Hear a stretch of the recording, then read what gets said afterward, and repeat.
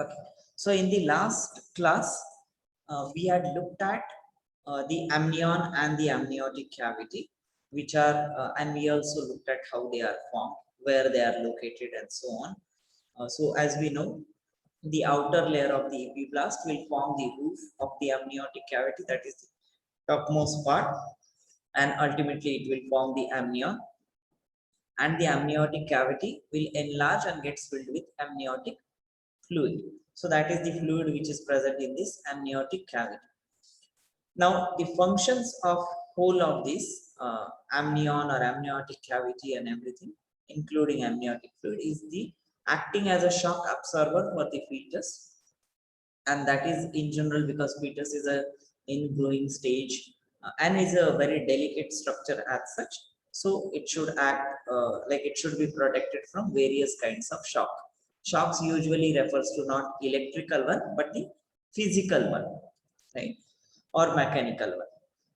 Also regulates the fetal body temperature. Based on the temperature changes in the body of the mother, it will affect the body temperature of the fetus, and that's when the amniotic fluid takes like a role in controlling that temperature of the fetus. So that is one more function of this amniotic fluid. Prevents the desiccation of fetus. Desiccation is nothing but the drying or complete drying. So desiccation, this term is used in case of chemistry usually, like when we synthesize a new product and we precipitate it.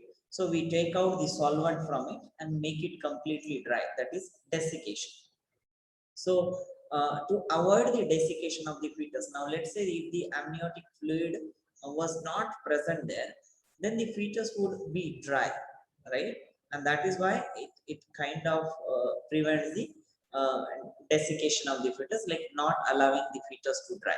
Now, drying does not literally mean like a complete drying stage, but even when there is less of amniotic fluid in the amniotic cavity, the development of fetus is again affected. So that is the meaning of it. And the fourth one, that is also prevents the adhesion between fetal skin and the surrounding tissue. Now, this is the common characteristic of a cell. When they come in contact with each other, they start establishing contacts or connection between two cells. And amniotic fluid or amnion cavity as such separate the fetus and the uterine tissues. And that is how it does not allow any adhesion, like sticking of the tissues to each other. So the fetus can grow on its own. So that is what is preventing adhesion between fetal skin and surrounding tissue. So this is the most of the information with respect to the amnion and amniotic cavity. Now moving forward with the another extra embryonic membrane, that is yolk sac. Now like depending on like what layer we are talking about, the functions of this extra embryonic membrane would be obviously different. So on the 8th day after fertilization, the cells from the edge of hypoblast was those embryonic disc, epiblast was the topmost layer, hypoblast was the lower layer. So some of the cells from the hypoblast migrate along the wall of the blastocyst cavity and form a layer along the inner surface, that is called as extracoelomic membrane. And if I have to show you this particular structure here, so let's say this is within the uterus, the outermost layer, you can see it's chorion or chorionic villi are the structures which are growing, which are holding this chorion into the uterus by finger-like projection. This is what is yolk sac. Now again, you are looking at the two-dimensional picture of this, but it will be kind of covered on the top of this amniotic cavity. And this is the amniotic fluid which is shown in the blue. Amnion will be your this white lining that is being shown, and these are always in continuation with the outer layer. So that is how these layers they are being arranged. Yeah, so like the cells of the from the edge of the hypoblast, that is when the embryonic disc was forming, and also the fetus is growing simultaneously, they will migrate along the walls of the blastocyst, whatever blastocyst was formed, and it will form a layer along its inner surface. Inner surface is as in, like what is this? Zona pellucida was there on the outermost. Below that, there will be formation of the hypoblast and epiblast because that was the inner cell mass, right? I'll go back and maybe I will show you that diagram here because it may not be here. Let's say, for example, this is the outermost layer which is of the trophoblast.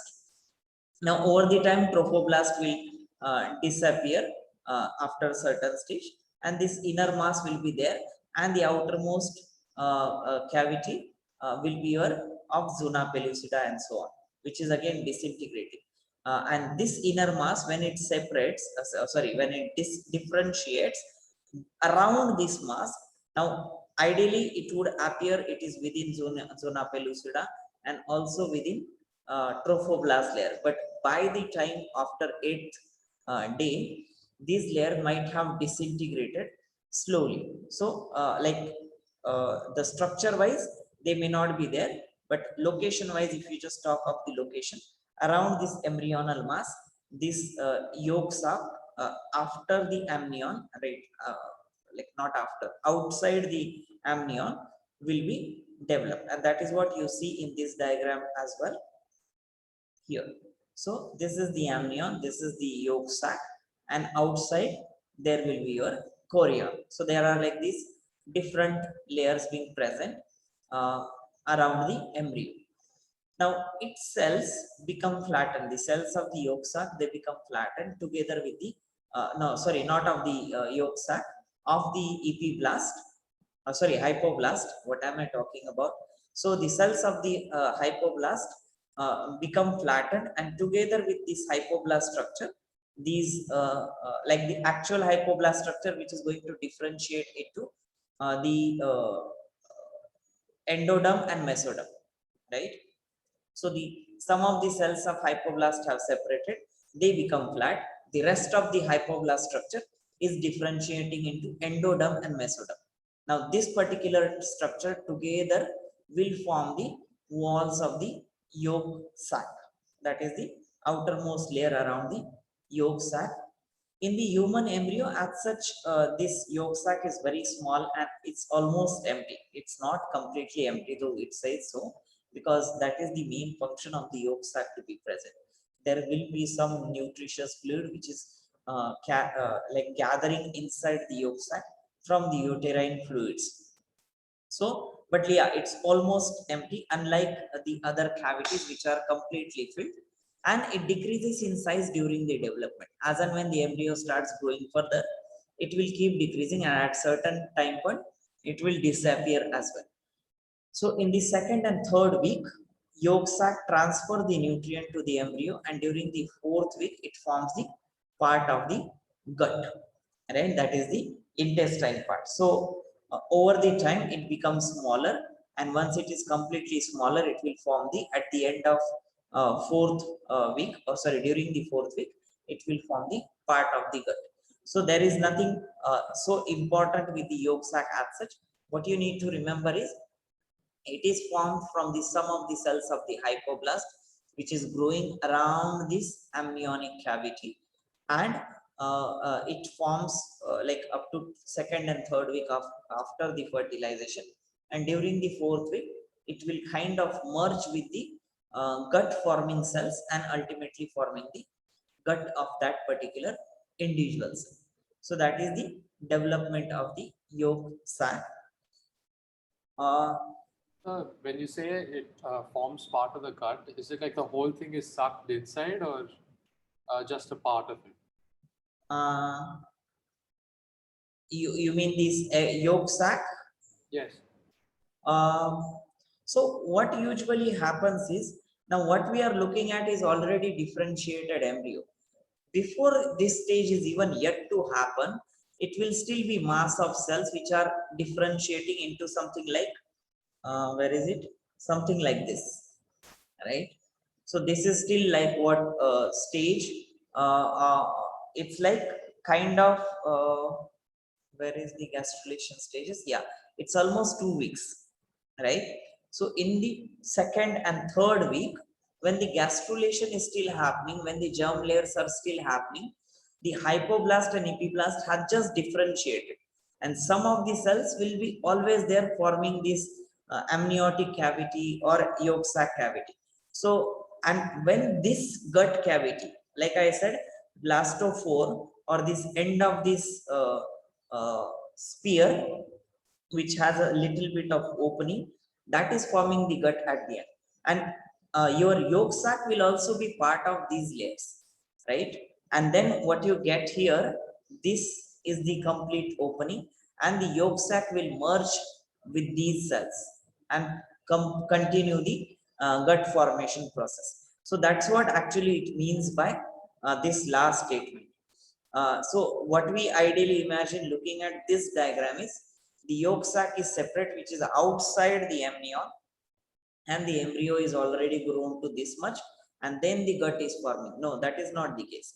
It is still at much of the cell mass level. That is when the yolk sac continues to grow with the embryo, and then it will form this what you see. But location wise, where the yolk sac would be present is here. Yeah, I hope you understood this. Yeah, so can we say that the gut is formed outside the physical body and then it is taken in? No, that is what like I'm trying to say. Now you are looking at the embryo which is already formed. Don't look at this part. And So just there is no physical body yet. so don't look at this structure at all, like the structure of this baby. Just imagine it as a 3 different layers. From that gastrula stage, you just put it here instead of this embryo, and then you imagine whole of this structure. That way, and even this umbilical cord like structure has not even formed this to this level. The problem of this diagram is it is already of much later stage, let's say of I guess 2 months or so, at least 6-week old embryo for sure. Okay, so I have another question now. What is the purpose of the yolk sac? Can't the mother just provide all the nutrition required? Mother can provide the nutrition, but remember the placenta is not formed yet. The gastrula is still just in touch with the yolk sac, which is within the amniotic cavity, and around it is yolk sac. So as and when the placenta or this umbilical cord structure is growing, until then this whole structure is attached to the uterine wall. So ideally what it means is it has to take out nutrition from uterine wall, which is not really feasible, and that is why this amniotic fluid and the yolk sac like structures are present along with the cell, which are specially providing nutrition only to the embryo. Uterine wall will provide nutrition to the uterus as well as to the fetus, but these are the structure which are specially designed to provide nutrition to this fetus and growing fetus, again not at this stage but at the earlier stages. And once this umbilical grows completely and the placental structure is there as well, so that's when what you are saying is true. The mother's body will provide all the nutrition, because then the cells have already differentiated sufficiently. They would have started their own functioning to produce energy and so on. And the rest of the carbon dioxide and everything that they get from the mother's body, so that they can do the cellular respiration. Oxygen and carbon dioxide, I mean. Okay, so Yeah, okay. okay, then the third layer, that is the chorion. Chorion is nothing but this outermost layer. So next to embryo you have amnion, outside is the yolk sac, but again it's not completely over, but it's like covering, let's say, half of the embryo. Again going back to the gastrula like stage, and then outside that is the chorion like structure. It is the principal embryonic membrane. Principal, that is the main embryonic, and this is again like if you want to see this chorion like structure, if at all you have seen fish eggs, or surely you would have seen egg from a hen. Those egg, the outermost hard cover, that is the chorion. Yeah, So chorion completely surrounds the developing embryo and is composed of two layers, that is trophoblast on outside and mesoderm on the inner side. Now again, this mesoderm is not literally whole of the mesoderm comes here, and some of the cells of that mesoderm will form the inner layer next to chorion. And this trophoblast, which I said, it will disintegrate. It does not mean the cells would be dead. They will differentiate into chorion cells, and that will form the chorion layer. Yeah, so that is how it means, like the meaning of those statements. So chorion will completely surround the developing embryo and is composed of two layers of trophoblast, which was also called as trophoectoderm also, and later on it becomes the chorion structure, and mesoderm on the inner side of this chorion structure. It forms the fetal portions of the placenta. Now, like if you look at this diagram, where is it? Yeah. So if you look at this diagram, you see some of the portion of this chorion is still shown here in red, which is going to form a structure of the fetal placenta. And that is what the meaning of this statement is. So the chorion forms the fetal portions of the placenta and provides nutrition to the developing embryo from the maternal placenta. So chorion will also it's like kind of merging of the outermost layer with the placenta, and then it continues towards the fetus. Chorion protects embryo and fetus from immune response of the mother. Also, there is a kind of barrier which is present at this chorion. Like of course it's a layer, so it's by acting as a barrier between the embryo or the fetus from the mother's body, so that the immune responses whichever are being done within the mother's body, they do not affect the growth of the fetus or growth of the embryo. By secreting proteins that block antibody production by the mother. So fetus or those cells of the fetus, they will secrete certain proteins. So no, not of the fetus, but of the chorion. They will secrete certain protein that will block the antibodies which are produced in the mother's body. Again, remember these are the cells which has the complete genetic makeup. So that means they still have the ability and they have not completely differentiated into the final stages of the cell. So as primitive the cell is, it will have all the abilities of each and every cell type of the function. So that means, let's say if you take a cells from the gastrula stage and you want to create a liver cell, you should be able to do it. You want to create a nerve cell, you should be able to do it. Or you want to make a skin cell, you should be able to make those cells out of it. So earlier the cells, they are able to differentiate into any other type of cell. That is what is the stemness, or in general we call them stem cells. So that stemness of particular cells is lost over the time during this fetus development. And what we are talking about, this chorion, is at the earlier stages, which still has this ability to produce different types of function, which is like, now in this case it is acting as a immune cell. Chorion cells, they are also having the ability of the immune cell. So it also promotes the production of the T lymphocyte, that is T stands for thymus lymphocytes. Again, you probably know that lymphocytes, they are of two types, B, that is beta lymphocytes, and thymus lymphocyte. So depending on where they gets matured, based on that the lymphocyte types are decided. So these T lymphocyte, they get matured in the thymus, though both of them they are produced in bone marrow, and the B lymphocyte, they get matured in the bone marrow itself, wherever they are produced. So that is why they are B lymphocyte and this T lymphocyte. So this chorion layers, they promote the production of the T lymphocyte that will suppress the normal immune response within the uterus. So these are kind of neutralizing the immune responses whichever is generated in the uterus, if at all it is generated, of course. And the chorionic cells of placenta also produce the HCG hormone, that is the human chorionic gonadotropin hormone, which is responsible for maintenance of the progesterone level and ultimately maintaining the pregnancy. So that is the overall chorion structure as well as its function. Here what you need to remember is where it is made up from. So it is actually made up of the trophoblast cells, while in earlier cases the amnion and the yolk sac, they were formed from the hypoblast cells, right? So trophoblast was the outermost layer outside the embryonal mass, and the hypoblast is the part of the embryonal mass after its differentiation. Then chorion function, obviously to protect the embryo and from immune responses of the mother in whichever way, like either by producing antibodies or by producing T lymphocytes. So it will neutralize all the responses and also produce this HCG.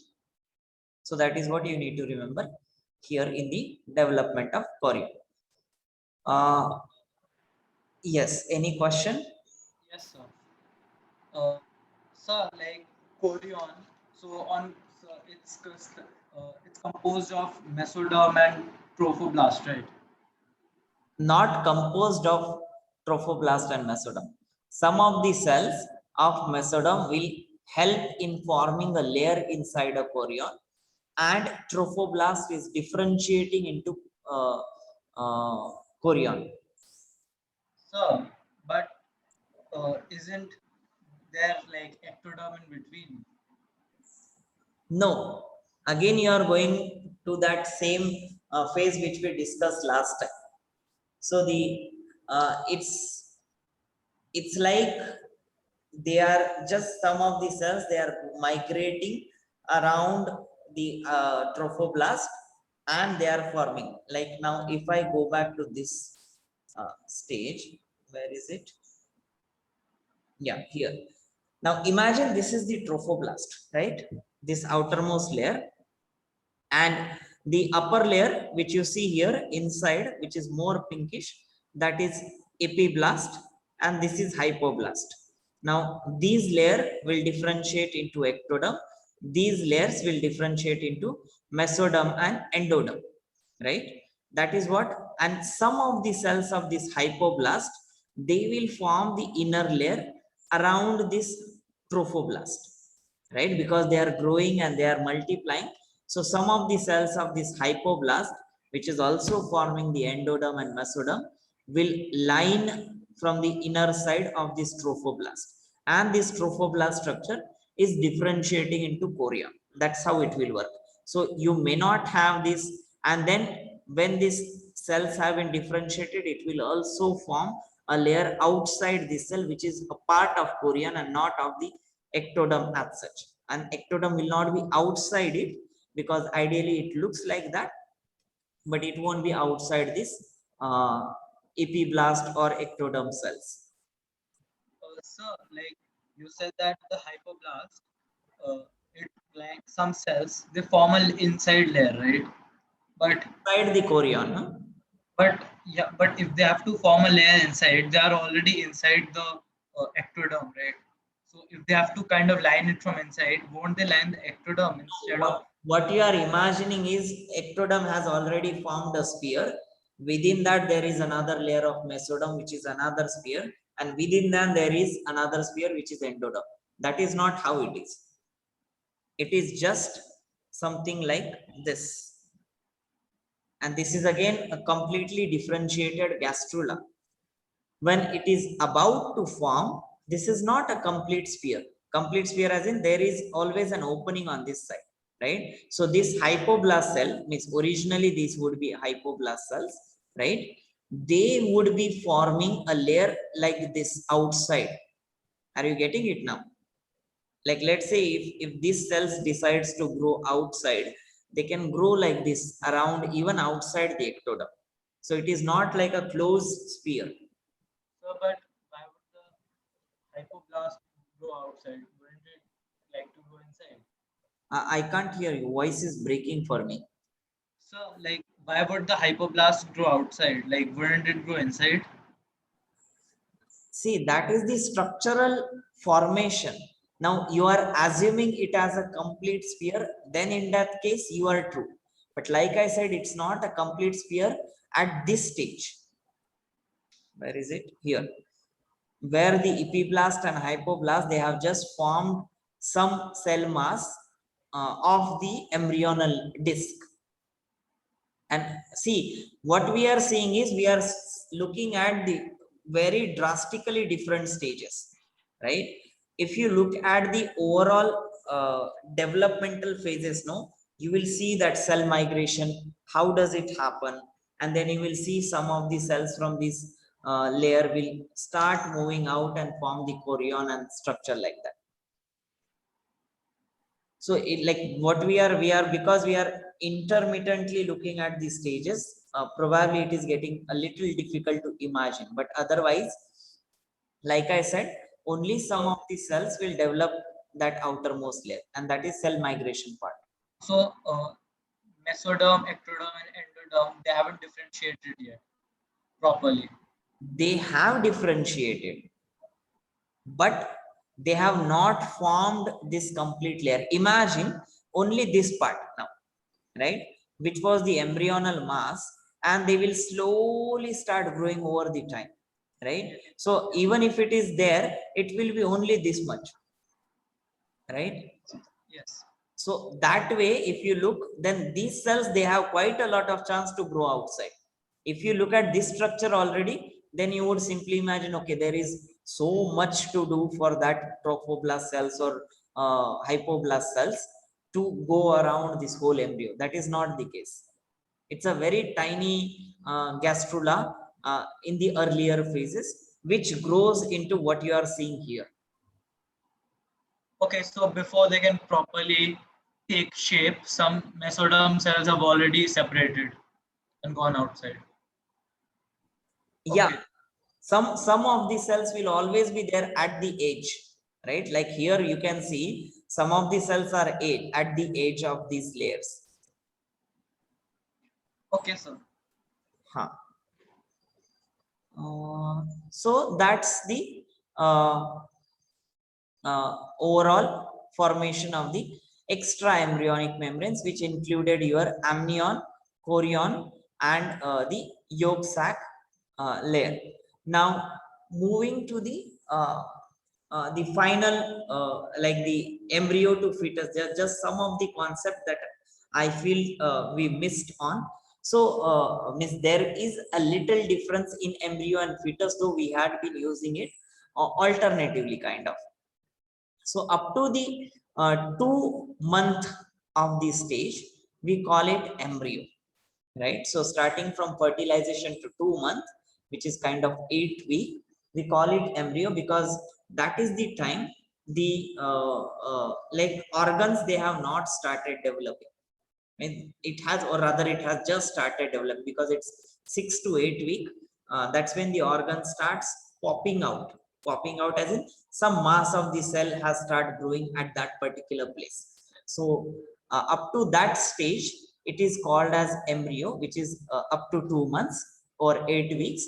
And after that, we call it as a fetus. So again, from 3rd month onward, we call it as fetus, that is after 2 months. So this is one thing that I wanted to clarify. And the general things about pregnancy as a definition. So pregnancy is the period of conception. Now again, conception is a biological terminology of conceiving a baby. Yeah, so that is what conception is. Conception to the birth of the baby, and which is also called as gestation period.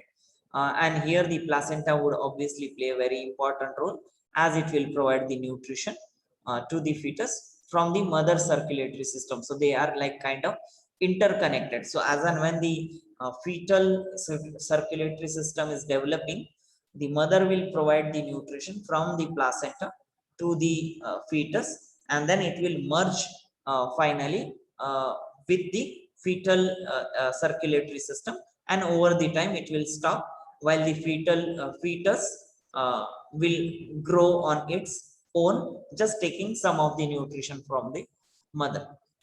And this period, obviously, this is 9 months and so on. Depends on which species we are talking about, but in human it is 9 months. Elephant, it is quite long. Cats and dog, it is different. So you can look for those numbers of gestation period in different species. But yeah, so this is the some extra information that we have. Now, I hope there are no questions in this. This was like just simplest facts. Uh, so coming over to the placenta structure. Now, after the implantation of the embryo, that is at that implantation stage into the uterine wall, two types of finger-like projections, they arise from the trophoectoderm or trophoblast, right? So these are called as trophoblastic villi and chorionic villi.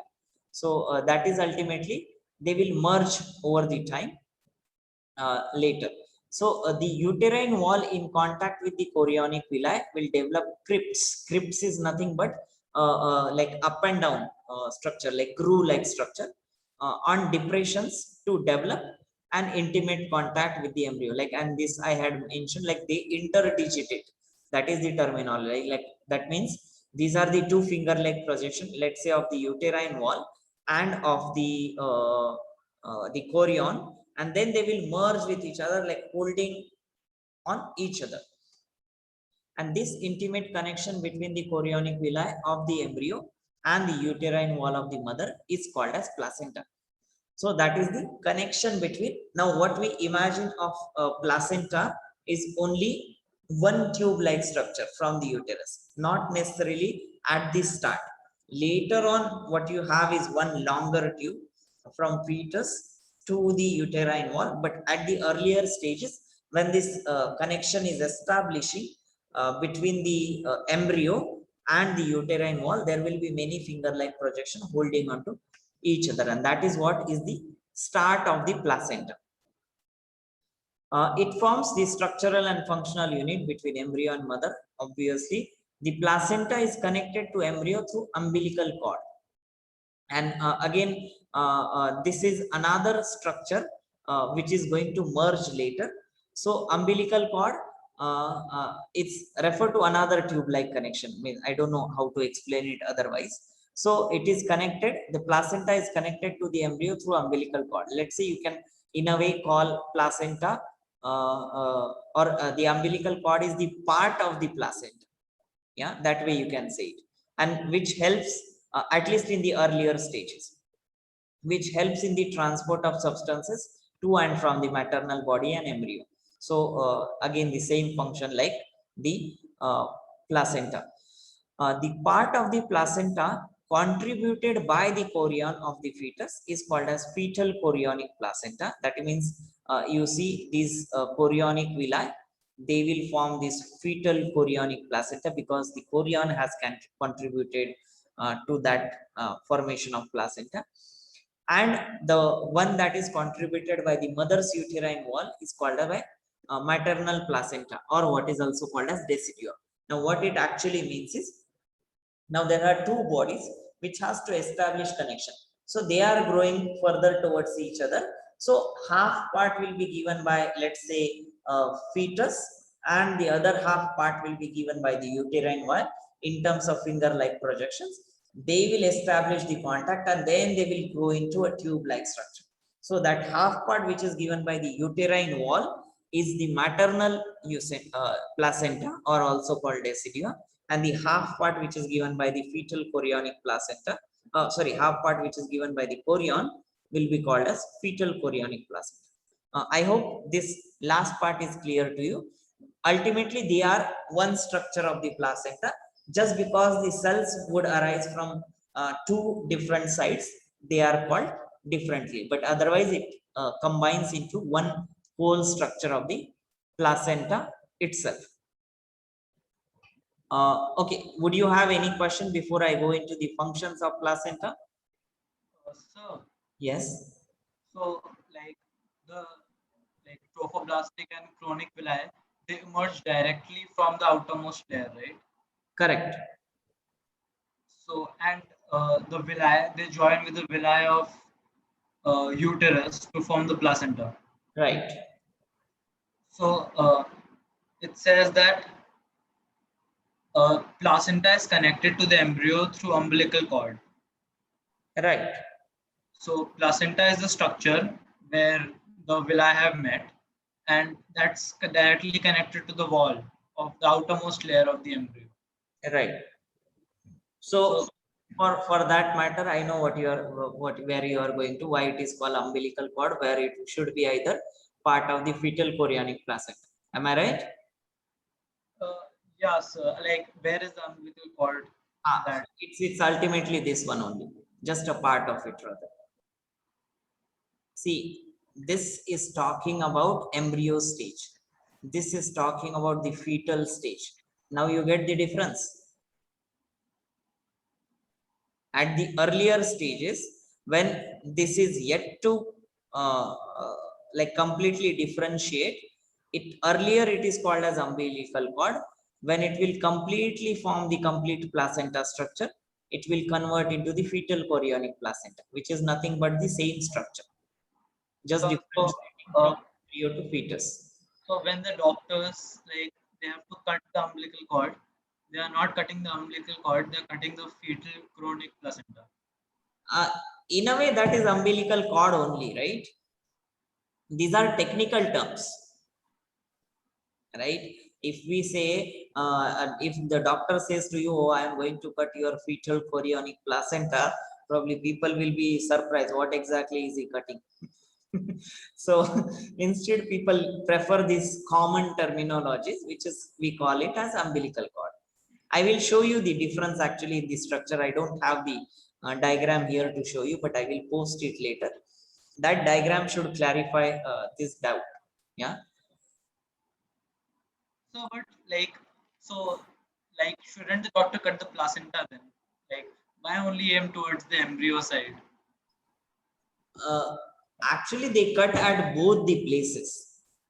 So usually how it is done is they put a clip next to the fetus and they put a clip next to the uterine wall and they chop off the middle part. So from both ends they cut. So they cut fetal chorionic placenta and maternal chorionic placenta also. Yeah. Okay, okay. But again, like I said, these are technical terms. If you go and ask doctor, are you cutting fetal chorionic placenta? They may not be aware of these terms as such. Means they might have studied, of course, but they simply say we are cutting placenta or we are cutting umbilical cord. That way. Because see, for a physician, it is not important that they have developed from different structure. What is important at that last stage is that it is one structure. And they will say simply, I'm cutting that tube. So that way I'm saying.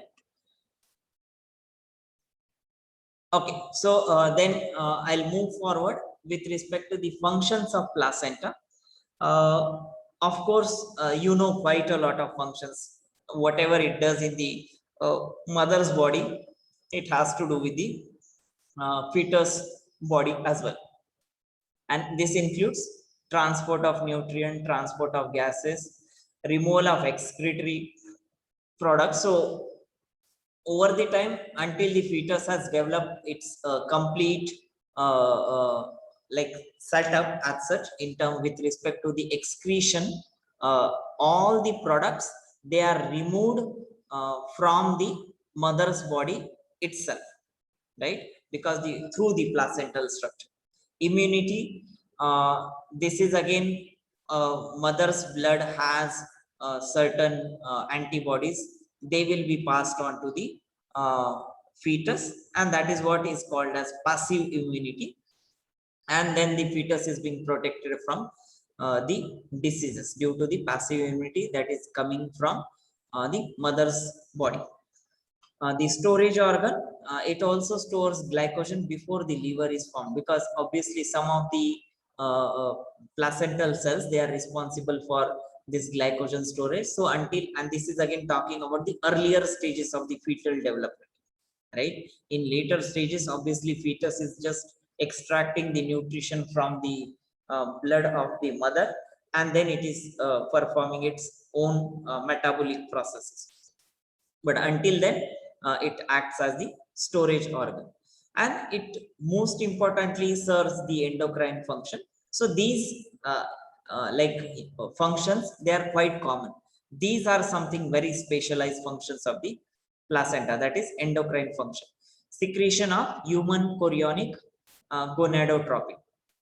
Now like it's also called pregnancy hormone in common terminology, and the function is to maintain corpus luteum, ultimately to allow the secretion of the progesterone and estrogen through the cells, and to maintain the pregnancy. Maintain as in not allow the menstrual cycle to happen, not allow the ovaries to secrete the ova and so on. So those secondary function may otherwise they are primary, but considering pregnancy it becomes the secondary function. So they will be stopped for the time being till the pregnancy or till the gestation period is there. So that is the first hormone.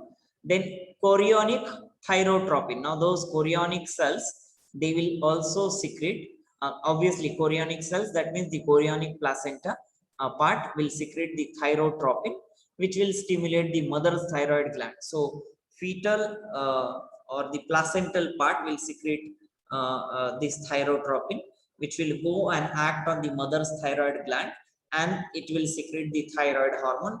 And again, this is the case until the thyroid of the fetus is growing. But at earlier stages, when the fetus is just forming the mass of the cells and growing into separate organ structure, till then this thyroid hormone from the mother's body will be required. Same is the case with corticotropin. So this chorionic corticotropin will be secreted by the placenta, will go and stimulate the adrenal glands of the mother, and it will cause increased secretion of aldosterone. Aldosterone is more required for the water and sodium or the mineral balance in the body. Now it's not only mother's body, ideally it's the fetal body as well, but in general we talk of mother's body as a whole. So that is the function of corticotropin, which allow the secretion of aldosterone and ultimately sodium and water balance. Then progesterone, this will maintain the pregnancy, of course, and decrease the uterus contractibility until the gestation period, and stimulate the growth of endometrium. So that is in the earlier stages, and this uterus contractibility is throughout. The stimulation of the growth of endometrium is only at the earlier stages until the fetus has grown to sufficient the embryo has grown to sufficient stage. Estrogen again converts the adrenal androgen of the mother, and adrenal androgen means those mineralocorticoids and glucocorticoid like hormones, they are required for the regular metabolic processes. So estrogen will act on those, and they will be coming through blood to the fetus body and then doing those similar functions. And then also the fetus like mother and fetus into estrogen, which will help with the enlargement of the pregnant uterus. So that growth of the tissue that has to happen in terms of, let's say we call it a stomach in general, like the woman is growing her belly, right? That's a common colloquial term. It's not actually a belly, but it's the uterus which is growing. So that part has to be enlarged, which is under the control of estrogen. Growth of breast is again stimulated by it. This is nothing but it will act on those what we say mammary glands within the breast structure, and it will differentiate more, and they will form more of those tubular structure which we had seen earlier, so that they can produce more milk.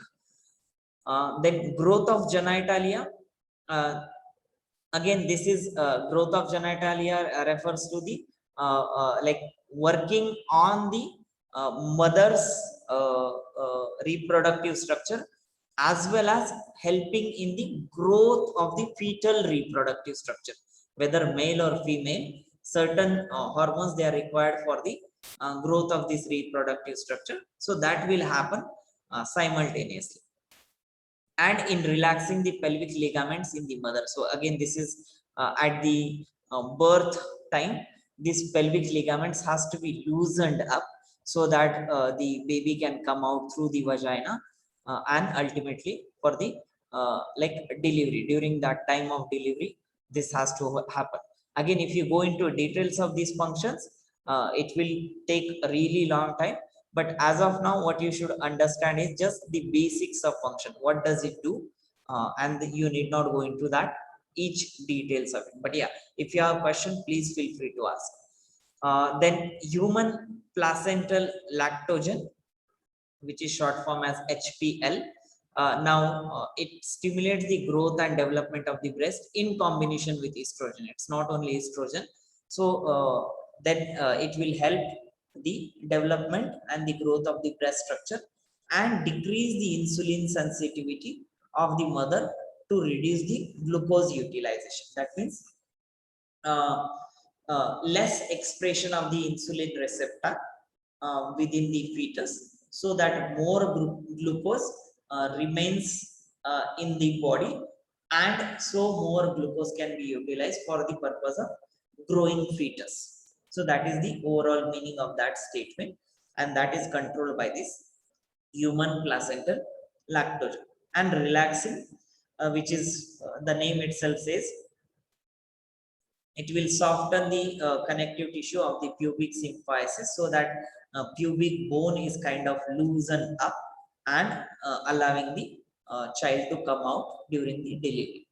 So these are the different endocrine functions of the placenta, and overall functions of the placenta as well. Any question here?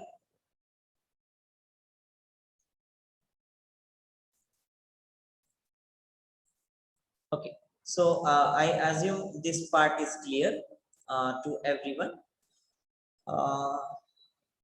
Okay, so then parturition is nothing but the final act of the childbirth. That is the act of expelling the full-term fetus from the mother's uterus, or you can say mother's body at the end of gestation. That is 280 days or 9 months. Again, this is like an average, not an average, it's actually the exact number, but in some of the cases, you know that it might differ than the normal, and there are various other reasons for that. Hormonal changes, the exercises that are being done and so on, or the medicines that are being taken. So there are various such reasons, genetic makeup and so on. But that is the 280 days or 9 months is the gestation period. About 2 weeks before the birth, the fetal settles down. So that is just like at the end of 9 months, the fetus will settle the head downward in the pelvic cavity, and the parturition then involves the forceful muscular contraction of the uterine wall, and that is what is called as labor, or we associate labor with the pain, so we call together as labor pain. But labor is a special like process within the female body during the birth of a child. So these are forceful muscular contraction, which causes actually quite a lot of pain. Means like, and that is why like I remember few of my friends, because of the labor pain, they don't want to conceive a baby, and that has like it has reached to this stage, because actually these labor pains are very very difficult to bear by those like females. Okay, then how much time do I have? 23. Okay, I can just finish this part. So mechanism of parturition. Now again, you know, this is all hormonal reaction. So the signal of parturition, they actually originate from the mild uterine in the form of mild uterine contractions. That means it slowly start increasing. So as and when this mild uterine contraction starts happening, the mother's body, it starts feeling it, because like you are pushing out something from your body, obviously you feel it, and that is what are those mild uterine contraction. and that is the stage usually this female needs to get hospitalized. So the fetus signals that it is mature by secreting certain hormones. Again, it goes back to those placental hormones, and these diffuse through placenta into mother's blood and cause the secretion of oxytocin. So the mother would secrete this oxytocin, and which will further stimulate the uterine contraction. So as and when the placenta secretes these hormones, it will go and act on the posterior pituitary, which will secrete the oxytocin. Oxytocin will come back to uterus and will cause those more and more uterine contractions. And this is called as fetal ejection reflexes. This is nothing but ultimately your labor, but just a different terminology, that is fetal ejection reflexes. These are like, because they are reflexes of oxytocin or reflexes of the fetal hormones being secreted through the placenta. These gradually become more and more strong and frequent, and also frequent to push the fetus out of uterus. Now the contractions, they are induced by the placental and fetal hormones together. Now you might have heard cesarean section, right? Where the natural delivery of the baby is not possible. So there could be various reasons for the cesarean section to be like happening at that particular, with that particular individual. One reason is this contraction, they are not strong. Can be muscles are weak, can be oxytocin levels are weak, or placental hormones are less, right? Can be any of these reasons which will cause like little weaker uterine contraction, so that the mother's body is not able to push the baby out of the vagina. So that is one reason. Or second reason can be the muscles of the cervix and vagina, they are not relaxing more than what is required, right? You can imagine the whole baby coming out of a small tube of vagina and small tube of cervix, which is very difficult task, ideally, if you imagine it, right? But to relax it that much, and if the smooth muscles of the cervix and of vagina, they are not allowing it to happen, then in that case cesarean is the only option. So those are the different cases. And the contraction which are induced by the placental and the fetal hormones, they work together, so that the overall frequency and overall the strength of uterine contraction is increased. Now again, during this last stage of the childbirth or parturition, there are certain hormones which take part. So towards the end of gestation, the level of estrogen in the mother's body will increase manyfold, and this will it will act against the effect of progesterone. So it will reduce the level of progesterone first of all. So ultimately the effects of progesterone will be reduced. So that is the marking of the end of the pregnancy. When progesterone is there, it marks the pregnancy is still being there. That means the gestation is still happening. Otherwise, it marks the end of it. And it makes the uterine muscles sensitive to oxytocin, so that it can have more and more contraction. Function of oxytocin is to induce the uterine contraction, and then estrogen will also stimulate the fetus anterior pituitary to secrete ACTH, that is adenocorticotropic hormone, and this is majorly required for the like the muscular actions of the fetal body as well as of the mother's body. Then oxytocin, again it will stimulate the same thing, uterine contraction, and is released by the posterior pituitary of the mother for the uterine contraction. Relaxin, we have already seen, it will kind of flex the pubic muscle and will dilate the uterine cervix during the labor. Prostaglandin, most important as well. The estrogen, which is kind of steroidal hormone, will stimulate the placenta to release this prostaglandin, which in turn will induce the production of enzyme for the digestion of collagen fibers in the cervix. Now imagine, like I said, cervix, which is kind of muscular tissue with the connective tissue, has to elongate or has to dilate so much that whole of the fetus has to come out. And for that, those connective tissue needs to dissolve in terms of their collagen fiber content. So those enzymes, they are secreted by the action of the prostaglandin. And the last one is the corticotropin releasing hormone, that is it's secreted by the placenta towards the end of gestation to establish the time of birth, so that when this hormone is released, these muscles are in completely relaxed stage, rather at the utmost relaxed stage during that time of birth. So that is what is establishing the time of birth. I guess I overshoot the time. Okay, so I guess I will stop here.